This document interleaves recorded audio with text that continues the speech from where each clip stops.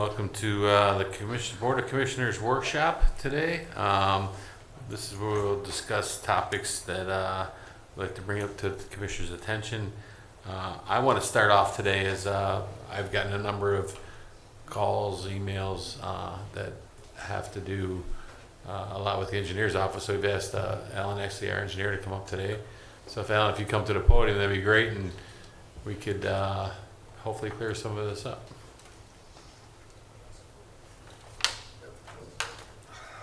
Absolutely, Commissioner. So we could start out, and I know a lot of people are impatient, but I got a call from a resident in Leroy whose ditch needs to be scraped. From those of us that have storm sewers, we don't know what you're, So he said there's a work order in, doesn't know what's going to be done, but he's worried about health reasons, mosquitoes and things like that. So I don't know the procedure. I realize we just went through about 6 weeks of rain, it feels like. So I don't know if you wanted to explain how your office handles that, or. Are you asking about ditch cleaning, or are you asking about? So he said, yeah, scraping. Is this something we do in Leroy typically? Is it, I would assume, a county road? Yeah, Commissioner, I think that email you sent me was on Brakeman, I believe. I think it was ditch. I don't know if it's ditch maintenance, Mr. Exley, but he had I think it had been cleaned in the past, the roadside ditch. He did say that last year they, he had to put in for the same thing, and wasn't exactly pleased last year. I said, well, we have a whole new engineer. Okay, this year, well, let me begin generally. Yeah. Ditch cleaning is done to get the water away from the roadway, make sure we protect the roadway for the drainage underneath it so we can maintain compaction of materials underneath the roadway and whatnot like that. It's basically for the roadway itself.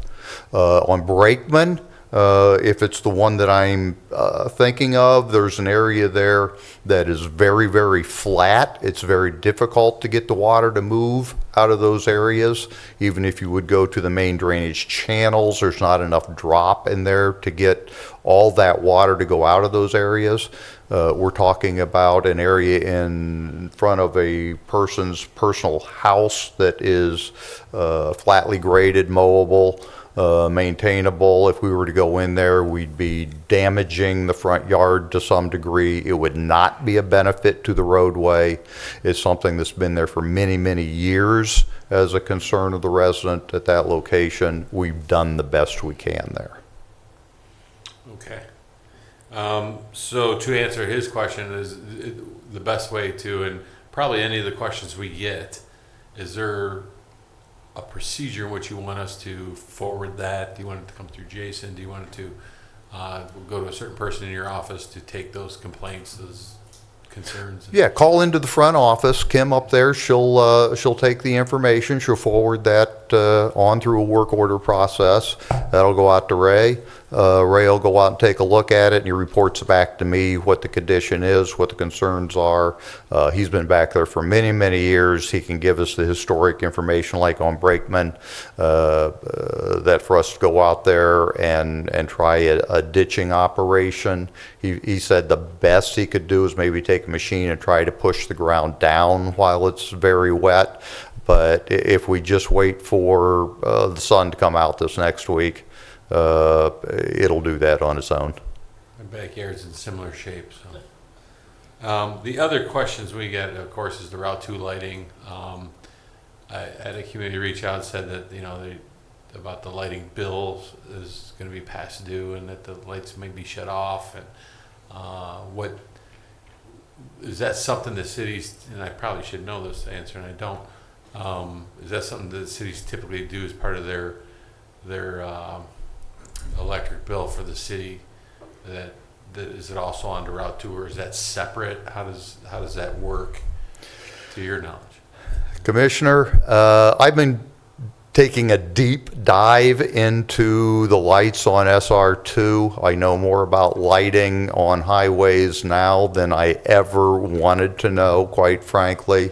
In this particular case, I think historically through the previous administration, you've heard a lot of things that were going on. We had some controller boxes that had to be replaced out there. That work was done. I did have Lampion go back out there. I wanted to start with some sort of baseline. So I had them go out and check everything out there. They were able to verify that all those controller boxes are working. And yes, I'm going to give you a long story on this one because a lot has happened. And that's supplying power up to the lights themselves. The high pressure sodium or technical whatever exactly is there, those lights are not produced any longer, primarily because of the energy acts that have happened. So you can't get those bulbs and just go up there and replace them. So I've been talking with the electrical folks to come up with ways that we can correct that. We need to come in with entire new light heads that would accept LED lighting type bulbs to go up in there. To do that, we're looking at, logically, after we started discussing it, from probably about the 615 area all the way to the west end would need to be replaced. We're looking at 383 lights through that section, plus we still need to do all the ramps that would have to be done. Each one of those, in just a rather quick estimate, would be about $1,000 per head and another $1,000 for an installation. Like I say, in addition to some additional work that has to be done, and the ramps were probably in the $1 million to $1.5 million range. We're still in wide ranges. We'd have to put together an entire scope for that work to be done. We'd have to hire an engineer to put plans together. I'd still like to look to see if there's any potential for funding for this sort of thing, because you're going to go to a more economical type lighting system. There's been funding out there before. We've done some test sections through the previous administration. One was on a ramp, and one was just to the west of 615. There's 12 lights that were done at that location. I keep telling myself I'm going to go out and look at those. I've talked with Dave a couple of times about that. I have not made it back out to look at what those LED lights look like out there. One of my concerns is that most of our light poles on SR2 are shorter than the state route light poles. So two things can happen with the brighter LED lights. You can blind the people that are driving on SR2 because the poles are lower. And or if you have sections with the higher poles, you can turn people's backyards can start to look like Christmas throughout the year from all the additional light. And looking into that, that's been something that's been concerns both with residents and folks otherwise. So we're still trying to track down some more of that information. And then we're actually looking at potentially doing test section that has some upper and lower poles that we could run out, do some LED change outs, and then just have people kind of go out and look and see, is this something we really want to do? If that's something, first of all, I guess, would the commissioners consider that a reasonable direction to start? Do we want to do a test section, or do we want to jump directly into doing a full-blown project to replace all these? Mr. President, Yes. Genesis chapter 1, verse 3, let there be light. I think we have to have progress on this issue, and it strikes me that what we would want to do in areas that might impact residential neighborhoods is look into whether there can be a lower grade of light. You know, it's possible to have bulbs that produce different lighting and different colors and tones. So I understand that the new LED bulbs, their standard may be brighter, but I'm sure there's a way that we could either have an adjustable or if adjustable is too expensive, we could simply have a different grade bulb that produces less light or a more natural tone of light that would be less intrusive. And I think that's going to be an ongoing project. You know, people may not realize it's bothersome to them until it happens. I think you're right about that. So I think we should look into very quickly, well, what are the lighting options so that we can put in like a lower grade light in places that impact residential neighborhoods and have the standard light elsewhere. But I think that probably solves the issue. And I have lights up and down my street in front of my house, and they don't cause me any issues, even though they're right there by my house, but they're not crazy bright. So I know it's possible to have lighting that is respectful of a residential neighborhood, that doesn't interrupt sleep, but still produces that minimum grade of light so that the road is safer. So I think you're right to be concerned about residents who would be impacted by some of these lights, but it strikes me the solution is that there are just different grades of bulb, and we have a higher lighting bulb for a road that's nowhere near a residential development, and we have a lower grade bulb. If it's adjustable, so much the better, because then if someone complains, we can just notch it down. But if that's cost prohibitive, I think we just have different bulbs. Could probably get them on a dimmer switch, you have an app on your phone. Commissioner Pleshnik, a lot of things that you have just mentioned have all been considered, discussed, going into, and you're jumping directly into what needs to be done as far as an engineering design, somebody who's pre-qualified with ODOT. What you would be looking at is not necessarily being able to look at all options, but having to look at what would be accepted by ODOT for lighting on highways. You'd have to go through their QPL for what lights are available that can be used, and they would have to accept that. So that's all part of that process. The additional thing that's being jumped forward here is we look at different options that way is what the costs are actually going to be. That's why there's such a large range in the cost estimate thought process at this point. And talking about money at this point, we have to discuss about where that funding is going to come from. That's not necessarily responsibility directly from the county engineer's office. We have a $5 license plate tax that's to be used for municipal projects, and that's where the money comes from for State Route 2.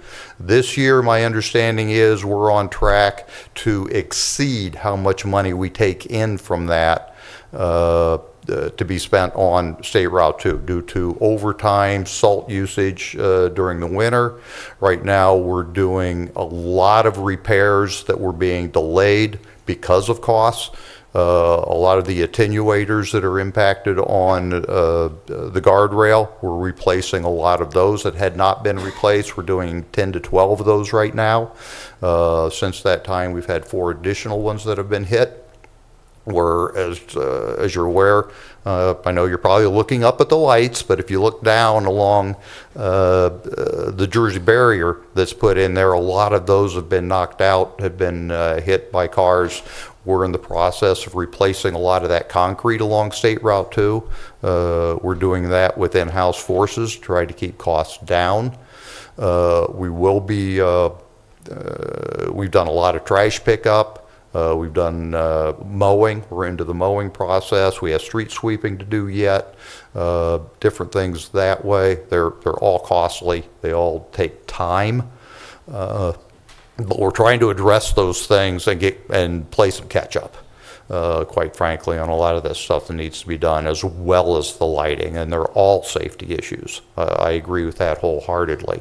But where that's taking us is previously there's been some discussion on revising the agreement with municipalities and how funding's distributed between our office and those municipalities so we can fund these things. I think we need to readdress where we are with those things. I'm working now to try to find who are the right folks in the municipalities to enter into those discussions with. And that's where I threw out that email concerning, let's go clear back to the beginning, the costs for the electrical itself, paying the bill, and the potential shut-off that's coming up. I don't think that will happen. But I wanted to get everybody on board with that because the county never paid those electric bills.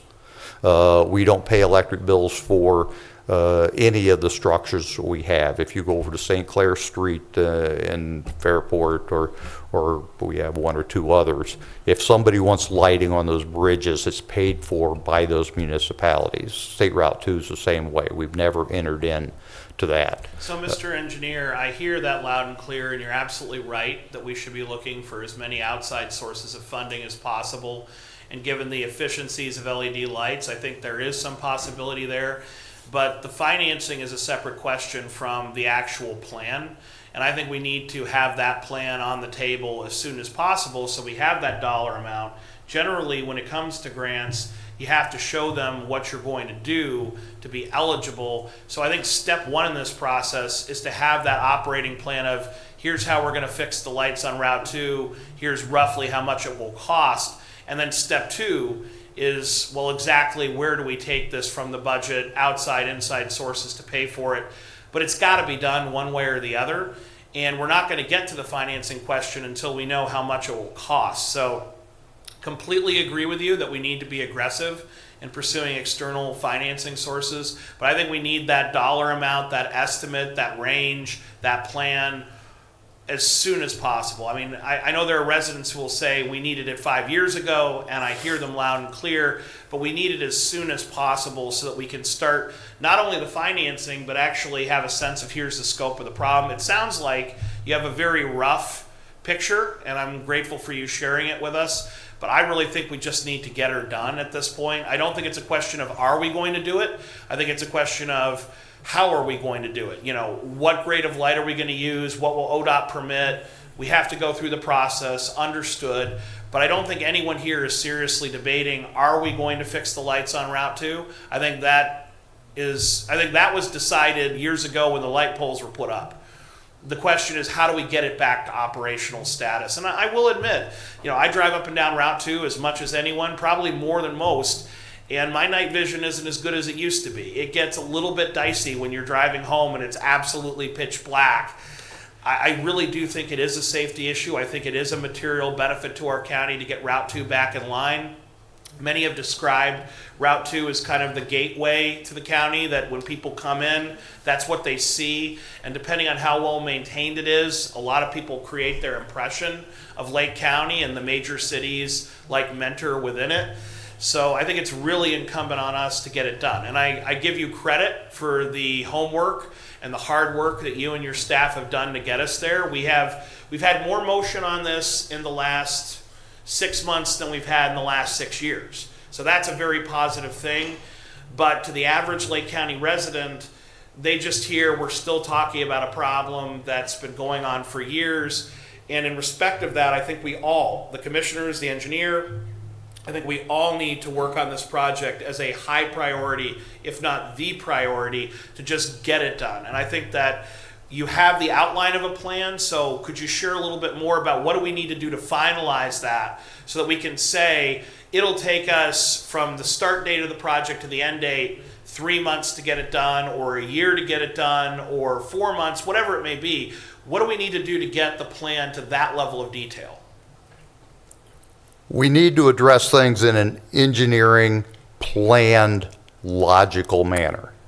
This is not a maintenance project. I want to make that perfectly clear at this point, because I hear the term maintenance thrown out very liberally. This is an upgrade. This is changing from something you have there now to something that's new and different. For that to happen, this is a responsibility of each one of those municipalities to maintain a state route within their municipality. This is all being done under an agreement with the county, the maintenance that we do perform. This being an upgrade, a change, this is something that I believe they need to be directly involved in. They need to have their input. They need to be able to have their say on what they would like to have done or not done, how they need to address things. I don't care if it comes down to the fact that if you were going to put in LEDs on a brand new system, that you would change all the pole heights, you would change the spacing of the poles that are out there, and you would also probably have to change what they're mounted upon. So we would have to look at all those different things. So at this point, I think it's time to get that entire group, get a team, I guess, together, that we can start looking at the information that I have put together at this point, so they can have a decent understanding of what they're going to be trying to address. And that's in my opinion, a logical, reasonable approach. To be able to put a schedule with that right now, with not knowing what direction you're trying to head forward, would just isn't a reasonable ask. So what's stopping us from sharing the plan that you have currently with each of the different municipalities impacted by it? Say you send one to Willoughby and highlight the part of the plan that impacts them and say, what is your preference? You know, how would you like to see this portion of Route 2 renovated? What grade of light, etc.? I mean, why don't we take that next step of sharing that plan, highlighting the portion that's relevant to Mentor, to Wickliffe, to Willoughby, and giving them the opportunity then to weigh in? That's exactly where we're at right now. I sent out an email notifying everybody we need to address how the electric's being paid for, so we can get that back on board. I fully don't understand why the illuminated company can't know who they were billing before work was done on Route 2. And I've talked directly with some folks there to try to get that done. But we need to get that corrected to make sure that what lights do work continue to work. And then with that, I requested to know from each one of those communities who that person is that I should be working with, so that I can send them a meeting invite, so that we can all sit down at a table and discuss it exactly as you're saying. What would they like to see? What are their concerns? What are their major issues? So that we can try to put a scope together for engineering and determine how we're going to pay for those things. Well, I'd really like to see those meetings happen in no more than the next 30 days, and hopefully have a plan in no more than the next 90 days. I think that you have those individual conversations, they have the chance to review it, review the plans for themselves, make proposals, or explain how they might wish to do it differently, and hopefully get everyone together for a format. We could certainly host it here in a work session, let all the different mayors weigh in and have a broad picture, and then pull the trigger and get this thing going. I think that we might have some changes on the margins, and I absolutely agree with you that where residential neighborhoods are impacted, we may have to have a somewhat different style. We may have to redo some things to make sure that they are respected even as we restore lighting. But I do think that overall we have to keep the pace moving. And I do know from being a city councilman and a county commissioner that we can talk about this. And I say we in the royal sense, I mean all the different local electeds. We can talk about this for 100 years and never resolve everything. But what we have to do is say, hey, we've got 30 days to do this. We've got 90 days to do that. Let's express our preferences. Let's say what we want. Let's get it done. Because the people in all of our communities don't really care about the details. The details matter. We can't do it without ODOT approval. We can't do it without financing. But from the perspective of the taxpayer, this should have been done many years ago, and they're just scratching their head why we haven't gotten it done. And they're not just looking at you. They're looking at me. They're looking at the other commissioners. They're looking at their mayor, and they're asking, why isn't it done yet? So this is not to point the finger at any one person. I think the public is frustrated with everybody because they don't understand why isn't it done. We understand that there are complications that need to be worked through. But right here and now, my only statement is let's work through those as quickly as humanly possible. Let's actually set deadlines and say we're going to have these meetings by X date. We're going to have a town hall with everyone invited by Y date. And then we're going to have a final plan by Z date so that we can really keep the ball moving. If we don't hold ourselves to a schedule, I know from personal experience this will go on for years because one municipality will talk about how they want purple lights and we're never going to get it done as a result. I really think we need to have those individual discussions, and I'm glad to hear you've already made those invitations then we need to bring everybody together for a collective discussion, and then we need to pull the trigger and just start working. But you have my commitment that I want to see this done.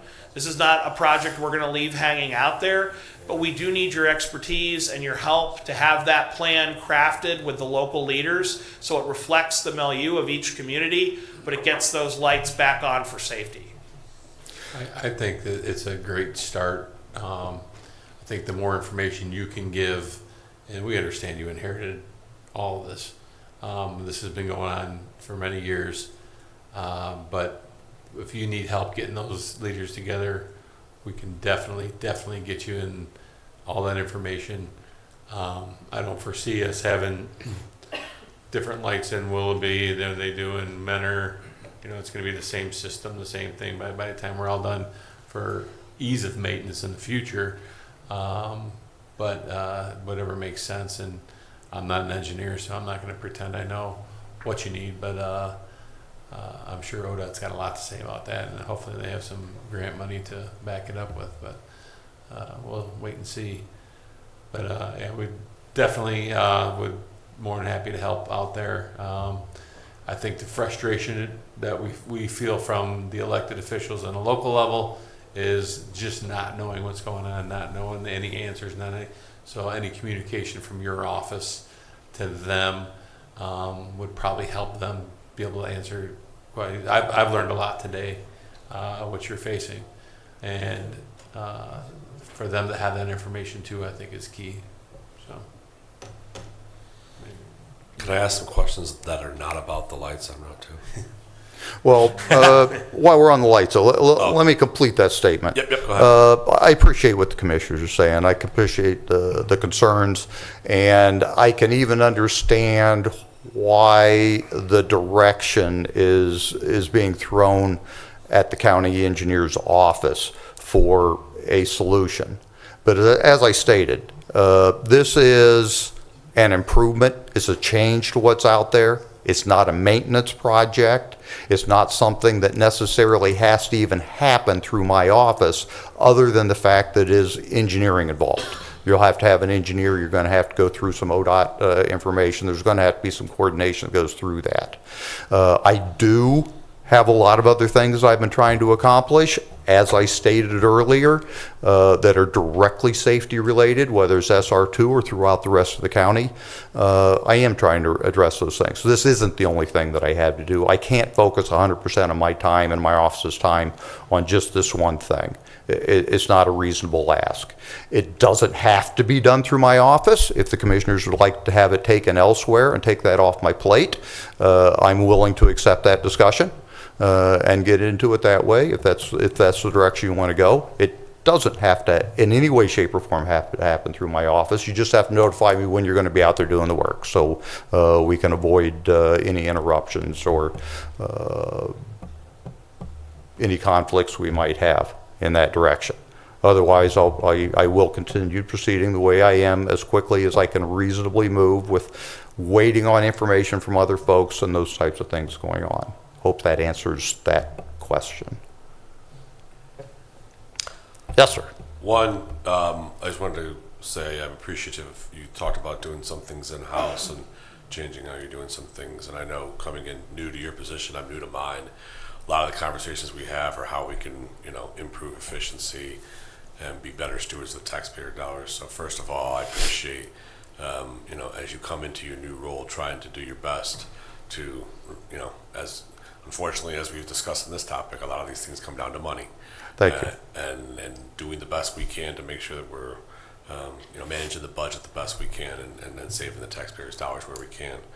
A couple funding questions I had for you. One, I had a city official come to me and was asking questions about the municipal bridge fund or something like that.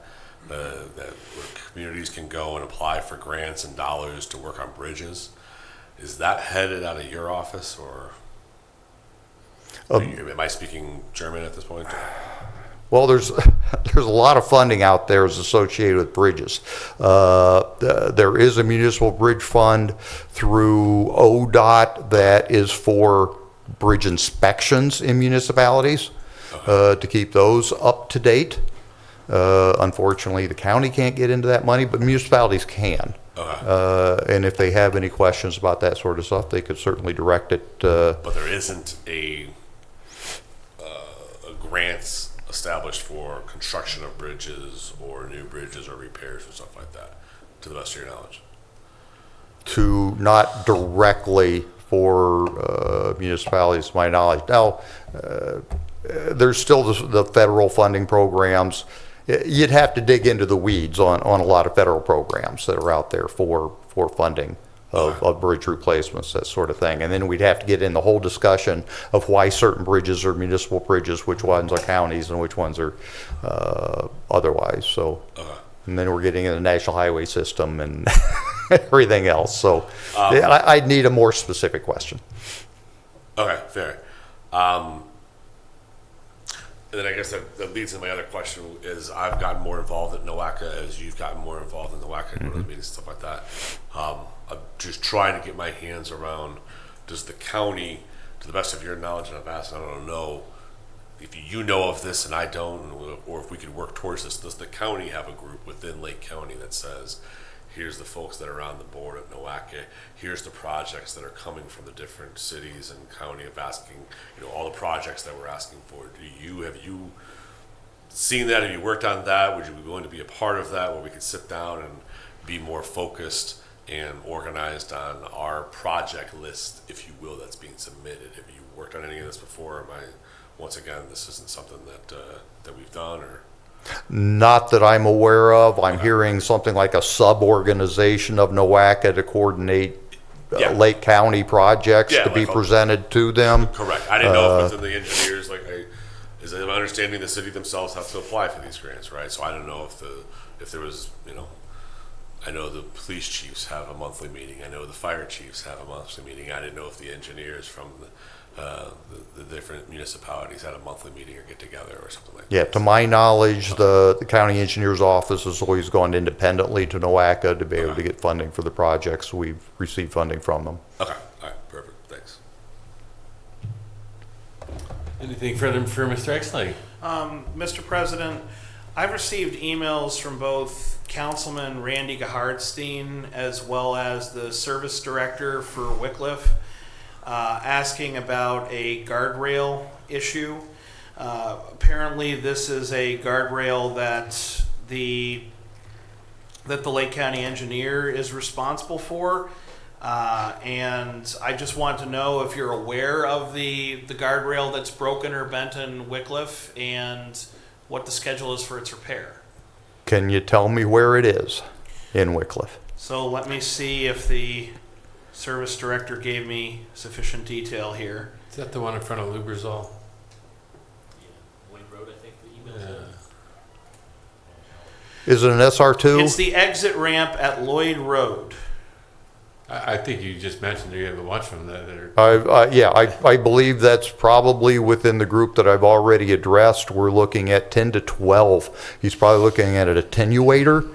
That's as you go down Route 2, when you see those blunt end of guardrails, they'll have a reflector on the end of it. Those are called attenuators. They get hit quite often. They're very expensive to replace or repair. There's really no repairing them. They have to be replaced. You can't take a hammer and bend them. No, back. and there were at least a dozen of them that were damaged as I walked into office. And like I say, there's been 4 more hits since I've been in office.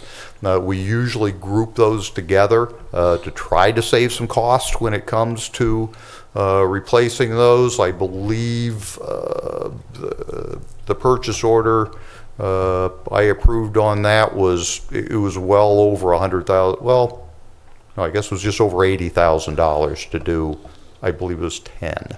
So it's about $8,000 a piece. And was this one of them? I couldn't tell you right off the top of my head. I couldn't rattle off, but they were the ones. If it's been damaged for some time, chances are it is. Yes. Well, if you could confirm and let Wycliffe know that it's been ordered and that you're working to repair it. I mean, the service directors made the point that they want that. It's like, can we just fix it and bill you? That's how impatient they've gotten, and I understand their impatience. I'm not criticizing them. I get that it's frustrating that your doorway into your city looks less than ideal. So if you could let them know, if you could confirm that you've already ordered the part and that it's in the process and it's going to be fixed as soon as possible, I know it would be a relief to them to hear that. Yes, absolutely. And like I say, we're fixing those. We're fixing the concrete on the barrier wall. We've been cleaning up trash. We've been mowing grass. Street sweepers we have one that's down right now, unfortunately, and it's being repaired. I So- can tell you it's noticed by me. The shape has been better than it has been in years. Route 2 looks better, but this may be a dumb question, but I've been told there's no dumb questions. I'm not sure I believe that.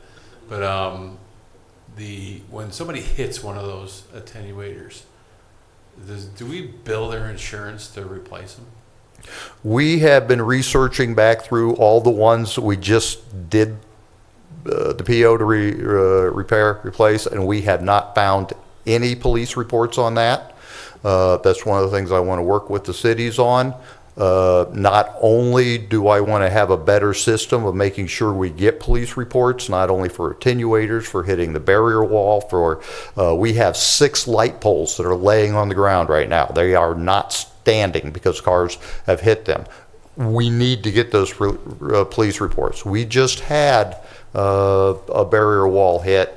They knocked a big chunk off the barrier wall. The police told us, hey, you've got a barrier wall out here that's going to need to be repaired as a work order, but never sent us a police report on it saying who hit it, whose insurance to bill, anything of that way. So we have to get a system in place that apparently isn't there right now. I also believe that we need to get some notifications out to let people know that they need to tarp their loads. They need to be a lot more conscientious about throwing the trash out of their car windows. We've spent 4 weeks of our crews out cleaning trash up off Route 2 in order to do mowing. That's a lot of time. We're looking at spending 5 weeks to do the barrier wall. That's 9 weeks of our summer gone just doing those items of work. I can see the trash when I'm sitting at 305 exit. And, yeah, I think ever since they took ashtrays out of cars, they just throw them out the window when they stop at the light. So Communication's a big thing that I wanted to address as I came into office. I think that And- goes a long way. I And think taking that- advantage of every source that you can get that information out. Any assistance I can get that way so people know. And police are I really think they need to look at writing paper on untarped loads, because you can drive down the highway and how many times you've seen garbage trucks just running with materials flying out of the back of the truck. Somebody has to go pick that up by hand. I think that's a great part of your conversation when you do meet with all the municipalities that are along Route 2. It's on the list. Yeah, and that's something that they could provide to you, because I know on the police report, they're probably not going to just give it to you. You probably have to ask for it, and that's a lot of time and stuff out of your office. So if you can work out a system with the cities, municipalities that are along there, that might help you out. So Well, and if we can work out a revised or updated agreement with municipalities for SR2, that we could include that kind of language in there, that they need to provide us with that information so that everybody can do more with less, I think that'd be good. I don't know how old that agreement is. I know it's getting long in the tooth, but it's probably a good time to revise and look at that. So I appreciate it. We'll continue that conversation. thank you. Anything further? Thank you, Mr. Exley. Thank you very much. Appreciate the invite. Thank you. Thanks for coming up. Anything else to come before us? Jason? Do you have something? Sorry. Yeah, no, I was gonna say if there's anybody in the public, but whatever, if you want to go. Anybody out there? Bishop? Yes.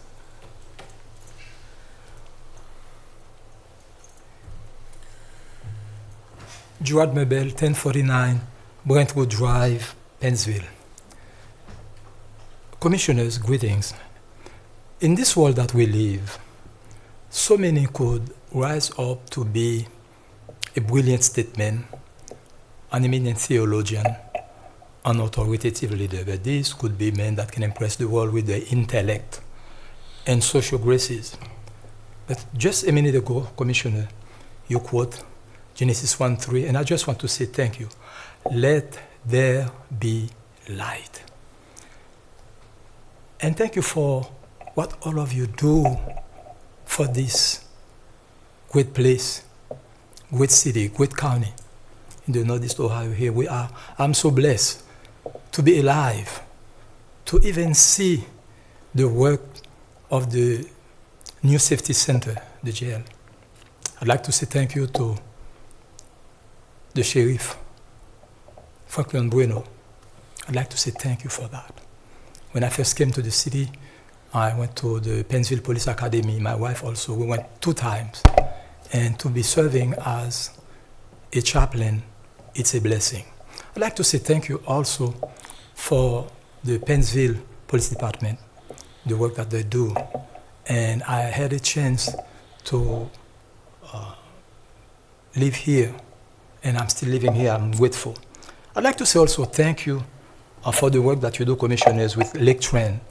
2 years ago, I had some transportation problem, and I was traveling with Lake Trent. And there are so many people. Lake Trent is really helping people that don't have no transportation, people that can't drive, and people that don't have no transportation at all. And Lake Trent is a great help to them. And looking at the 5th resolution today, the work that you are putting together, I'd like to say thank you for that. I'd like to say thank you each time that I come here and to see this with verse, with God, all things are possible. And practically you don't see that in too many places. But this office was able to do that. It's a great blessing. Every time I come here, I find peace. And I'm so happy. And I'm so pleased with that. I'd like to say thank you to all of you. Thank you. Thank you. Thank you. Mr. President, Yes. I would just share that it's my understanding that Commissioner Ron Young asked many times for Ohio's model with God, all things are possible, to be displayed in the commissioners' chambers. So it was his initiative, and I think it's very appropriate that we remember that everything we do is possible because of God. Absolutely. Jason, did you want to? Yeah, just a couple brief updates on some projects that we've authorized. The first one is the first county comprehensive plan in over 50 years. We've executed that contract a couple weeks ago, and I thought I saw David here. David Rodacci and the consulting firm Envision group have started. We formed a number of committees and are starting to schedule meetings on both the east and west end of the counties with local leadership. Start to get their ideas and strategies of what they see from demographics, housing, environment, and so on. We have a kind of an executive stakeholder meeting to kind of manage the project. The 3 commissioners will be getting an invite for kind of a personal sit down on your vision for the county from a land use, zoning, et cetera perspective. Those meetings will ramp up beginning in mid to late June, I believe. And then the consultant firm will, I think the days of night meetings and having people come, or according to their experience, have dwindled. So they're going to have, tables at the county fair. Try to go to where the people are this year. Painesville Party in the Park. So they've identified a couple of events where we can try and solicit, in addition to web-based surveys and so on. So that process is beginning. So you'll be seeing more information of that. I know Commissioner Plechnik has talked about a website to dictate or to keep folks up to speed. So they're putting the start to what a comp plan status page will be. So that's moving well. And then secondly, as you know, the county, we have an RFP due for a senior study June 11th, I believe. Talking with Aaliyah, we've had a lot of interest in this. Maybe 5 or 6 firms, I think, have reached out. A ton of questions and answers on the RFP, expectations, etc. Aaliyah responded to those last week. So we're excited to get that study going as we look at what we can do more efficiently, effective, increase services, and so on, which leads me to an update on a meeting that Commissioner Beveridge and I had this week as we continue our roundtable discussions with local nonprofits, Deepwood, Metro Parks, etc. We had an informal roundtable forum Tuesday with some of the East End government officials, administrators, on their view of centers, senior services, etc. I thought it was a very productive conversation on what do they see in their center. We kind of, rehashed our memories on what we fund in those centers, what the communities contribute. Are there efficiencies to be made? Unfortunately, Fairport couldn't be there, but we have their administrator coming tomorrow. I think there may be some opportunities there that we want to continue to move the football down the field on, leadership and that sort of things. This is an efficiency, increased services discussion. It's not an elimination discussion.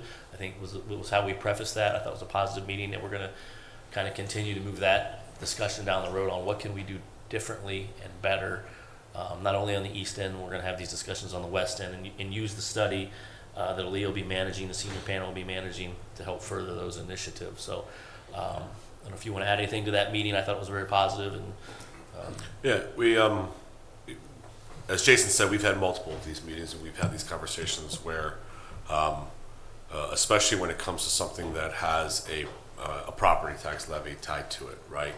I think as we've talked about multiple times on the property tax issue and the strain that it puts on everyone in the county, but obviously an unfortunate burden, sometimes more so on senior citizens themselves. And the senior citizen service levy is no different, right? And, we try to come into these conversations and say, listen, is there something we can do that's more efficient? Is there something we can do that can save us some dollars? And I just want to make one thing just as loud as I can clear. At no point do I start these conversations, or do we get into these conversations looking to cut anything. It's a conversation of, can we be more efficient? Can we save some dollars by working with others or combining some services? And which would then either allow us to save money, which is a good thing, or allow us to increase the services that we're providing, right? My example is if organization A is providing 50 services and spending $100, and so is organization B, then I want the combination to either still be doing, to at least be doing 100 services, but instead of spending 200, maybe we're spending 150. Or maybe we're still spending 200, but we're providing now 150 or 200 services. That's collaboration. Collaboration is not referring to somebody else that does something different.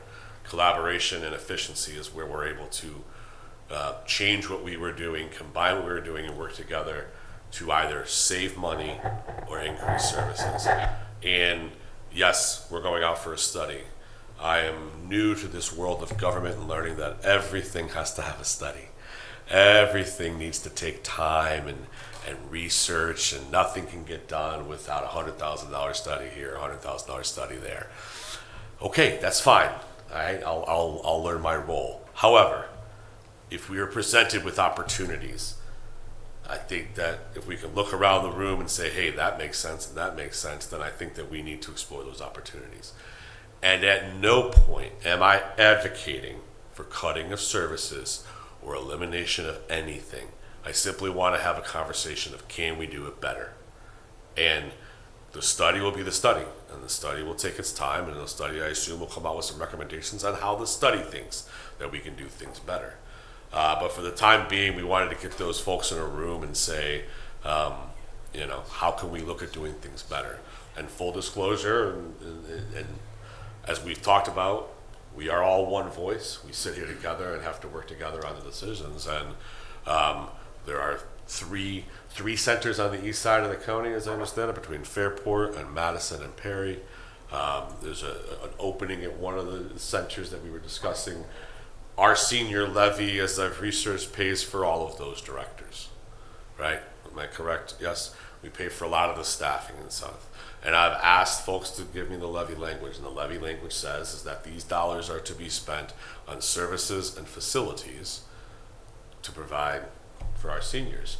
And I don't know the directors at all of the centers, and I'm sure they're wonderful people, and I don't dispute the dynamics of all those relationships, and I know that those are important roles. But where we can potentially work together and have one person do maybe more of a job. We need to have those conversations and understand that this levy is paying for, the levy's paying for salaries. And I'll speak for myself. I would like to see the levy pay for more services and be more efficient in how we're paying for those things. And so I bring that up. I've asked to bring this up in a workshop session. I think this is the proper forum for the three of us to discuss these issues. I don't intend to put people on the spot. I am understanding how sensitive the topic is. And I start off with saying, I am not here to cut any services, but I'm here to find out if there's a way that we can do things better. So I just wanted to bring the topic up and let you guys know and be aware of the meetings and the conversations that we're having. So, Mr. President, Yes. I want to commend Commissioner Beveridge for taking the time to meet with so many community leaders. The best ideas don't come top down, they come bottom up. And if you don't talk to the folks who are doing the job and working one-on-one with our residents and neighbors, you're not going to know what's really going on. So I think that his approach is absolutely right, and we're also grateful to Jason Boyd, our county administrator, for doing the same. I would say with the senior levy, it's a very unique aspect of county government because it's a zero-sum game. It's not one of those levies that does go up with inflation, so it is what it is. In some respects, it shrinks over time, so we continually have to do more with less for our seniors.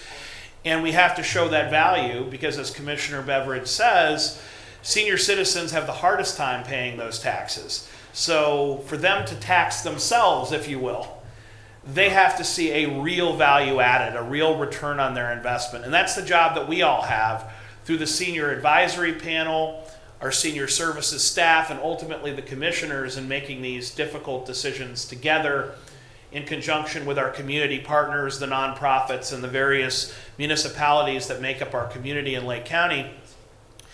There is no really cutting the budget, so to speak. We're going to spend the senior levy each year. Sometimes there's a little left over and we spend a little more next year and a carryover, but essentially we're spending what we're taking in every year. So the goal is not, per Commissioner Beveridge's point, we're not trying to save money. We're trying to spend the money that the public invests in senior services as effectively as possible each year. And if we can get more bang for our buck, if we can provide more services to our seniors, if we can reach seniors who haven't been served in the past, that's really the goal. And that's the objective we collectively have with each other. And we have a responsibility to do that. We can't just keep doing what we're doing because we did it before, because that levy effectively shrinks every year with inflation. We always have to be mindful that we have to be more and more effective as the years go by to make sure that we're reaching those communities. And I think we do a better job than most counties. So I think we are doing fairly well, but we can always do better. And I do personally believe in planning. I think that the senior plan, the strategic plan for our senior levy is going to help us to do that. But I don't dispute that we need to take advantage of opportunities as they come. And I've always been a fan of taking advantage of attrition rather than layoffs when possible.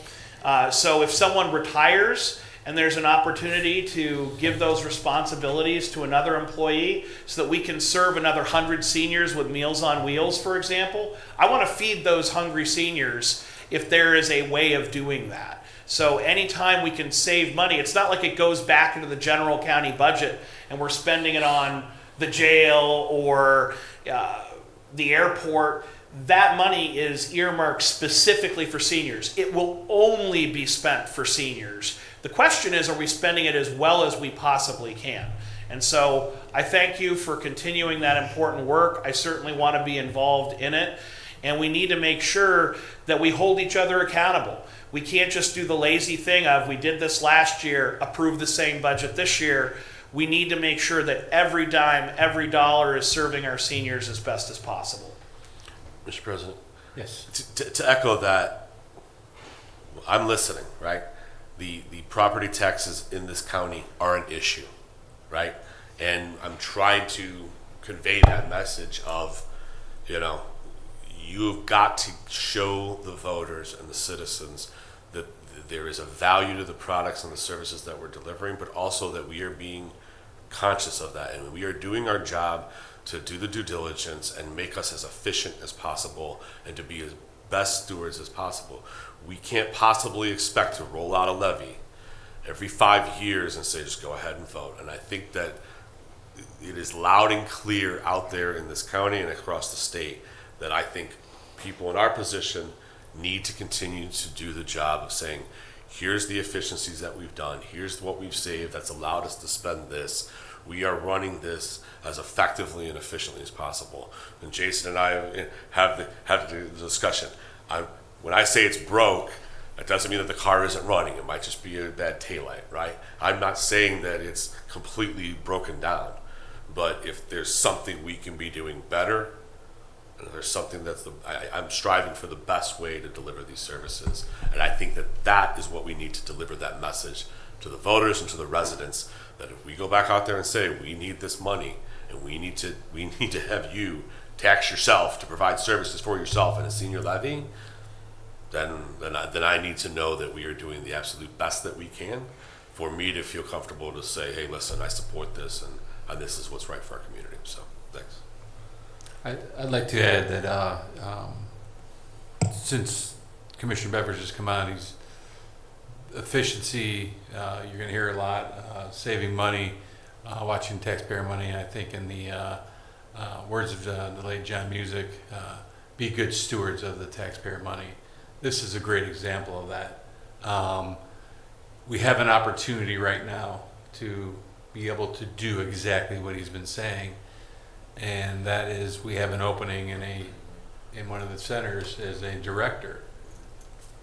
I think it's opening my eyes, other people's eyes, people at the local level's eyes, because I think anytime you propose change, you'll have resistance, but as people think about it, they'll kind of warm up to it and act to it, knowing exactly what you're saying is the one thing I always ask of others or myself is, do I have the same services, will I have the same outcome if I do this?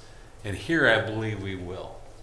So we can take the salary of 3 into 1, essentially, and provide the same services, if not more. Potentially. We have the ability to do more because now we have some funding that'll open up to spend back into those centers or wherever we need to do it on the senior side of things. We've done more meals. We've done more programs in the senior centers than we ever have before. A lot of them are health-based. A lot of them are those things that we're looking for to do for the seniors to make their quality of life better here in Lake County. So I, for one, am a big fan of that. I think you're putting a lot of time into that. I know from this week's meeting that you were locked in this room for about 3 hours. But the outcome, I think, is going to be good. And I think it's an opportunity that we take, and it dictates what we're going to do in the future. So. And the last couple things I want to say on that is one, it's a double-edged sword that we're experiencing, right? Not only do we have the cuts and we have less funding available, and to your point, it's a set dollar amount, so it shrinks every year. I'm sure Aaliyah could come up and give us the statistics. And across the county, the need is more, right? There are more seniors than ever before in Lake County. The needs are going to be increasing with the less social service dollars that are coming down. And I'm going to talk about this in the month of June, but with the less dollars coming down from the feds into the state, the pressure is more on us to find the funding for that. And we've already identified that we know there's going to be cuts in funding within the senior social services network of this county. Not from us, but we have to deal with what the federal and state government presents us with. And that's what we ran for, and that's fine. But our job to that point is once again trying to find those efficiencies, because the need isn't going away. It is only increasing. And the folks across the county are scared because of the lack of direction and the fear of the cuts that are being proposed in both Washington and Columbus. It is a difficult and frightening time. And I'm not trying to add to that. I'm trying to have a conversation that can help that conversation when it's presented to us. And the last thing I would say about that is this forum, these three individuals are the truth of what's going on in this topic. What you hear here or what you hear there or misinformation does no good. And this is not a time to play fear games and try and mislead people with what's happening. If anybody has a question or wants to know our opinion or our direction on this, these meetings happen twice a month. Please, please, please come in and engage us. And if you have a concern about something that we're talking about, please come in and engage us. And I just want to clarify to the director of the Madison Senior Center and the director of the Fairport, we're not talking about necessarily with three becoming one, right? But in hopes, right, can we work towards something that is a better deployment of resources to help our senior centers? I just want to With make their sure. input, of course. Yeah, right, and right. If you so want, I if think you're that needs to concerned be or said. question, please engage us. Come in. When Jason sends out that email and says, "Hey, we want to have a meeting talking about this," show up. And no fault on anybody that didn't show up, but please be engaged in that process so that to your point, it's not top down. It's from the bottom up, and we need to know if we're making mistakes or that we're going down the right path. So. I think the fact that the average age in Lake County is raising is due to folks like myself and the auditor who still identify as 35, but our driver's license says differently. So, And Mr. President, if I could just say to Commissioner Beveridge's point that this is really where the decisions are being made and debated, and that we would encourage folks to participate. I want to express from my personal perspective as the senior member of the Board of Commissioners that we have never had a stronger leadership team sitting at this table and in the broader conference room. I'm very grateful to the county auditor for his hard work pushing on Columbus, particularly when we see attempts to exempt nuclear power plants repeatedly throughout the years. Folks have been watching some specials on HBO about how those things happen. But it's never good. But we have a powerful advocate in Auditor Galloway that we haven't had before. We have an incredible team in our county prosecutor's office who are always focused on justice, and working with our county sheriff, they make sure that Lake County is safe. But for our part, we have to find the money to do it all. And this isn't our money. People often say I'm a cheap Slovenian, which I take as a compliment. But it's not as though we get a bonus if we don't spend the money. The reason why we're trying to save money here is so that we can provide more services there, so that we can give back to the taxpayer. It's not as though we're being chintzy. We just recognize that if we're wasting money, there's a lot of good we can't do. And that's why we have such a great commitment here to finding any efficiency that we possibly can, which we couldn't do without Joel and Jason and the excellent team we have, along with Zach and the budget department.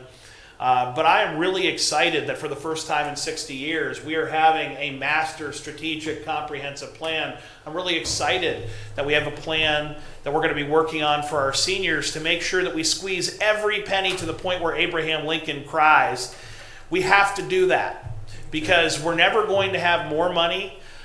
Columbus is not going to be helping. I think we've heard that message loud and clear. But we will do more with less because we have some really expert people. I'm personally humbled to serve alongside an investment advisor and a former mayor who've seen government and business from many different perspectives. We're here to serve everyone. And when a mayor says this is crazy, Commissioner Regovich can speak directly to their concerns. When a businessman says, why don't we run government more like a business? Commissioner Beveridge says, yep, we're doing it. And I think we are in a position now, more so than we've ever been in before, to set the foundation for the future. I think that Lake County is going to be the destination for seniors. I think we're going to see the senior population increase even more, not just because we're aging, and it is true, every day for some reason I'm one day older. I believe that the word is out there that Lake County takes better care of their seniors than any other community in Ohio. From our senior discount for water and sewer, to same-day dial-a-ride for Lake Tran. We heard Bishop Maribel talking about the advantage that is for mobility and independence, to a dedicated senior levy and senior services staff along with Aaliyah. We do more for our seniors than anyone else, and that gives me great comfort because I don't want to retire somewhere else. I don't want to go to Florida. I don't want to go away. And I think most seniors want to stay with their families in their family homes. That's why we fight so hard to make property taxes affordable too. So Lake County is a special place. And I predict you're going to see seniors moving to Lake County because we provide the services necessary for independent living until we go to the great beyond. We care about our seniors. This is a community that's going to look out for you. And so I think that in addition to the fact we're all getting a little bit older, I think seniors are going to be moving to Lake County in coming years. We are the Florida of Ohio. We got the lake to prove it. Aaliyah's going to rule Lake County. To your point too, I think, people are scared about the federal government and the state government. I think it's partly our job to do these things so they can say, well, I live in Lake County, I think I'm going to be okay. So I think the county's extremely well run. When I'm around other counties throughout the state, they're always looking to Lake County as an example of how to do things, and that's partly because of the people we have. There's, not to bring up Auditor Galloway again, but the things he's doing at the state and the things he's talking about is because he's advocating for Lake County at that level. So we're fortunate to have what we have here. We were at a meeting with Metro Parks and we see what we have along the lake and those kind of things. We want to continue down this path and doing it as efficiently as possible. I will always advocate for us being proactive instead of reactive. I think that's the duty that we owe our citizens, is that we're trying to plan ahead of these things and put ourselves in a position so that we don't have to be reactive and the consequences that comes with that. I am not going to compliment Auditor Galloway because enough has been done, and hopefully that'll just leave him in his seat today. We'll have to open both doors. Anything further? Anybody from the audience? Mr. Hackman now wishes he lived in Lake County.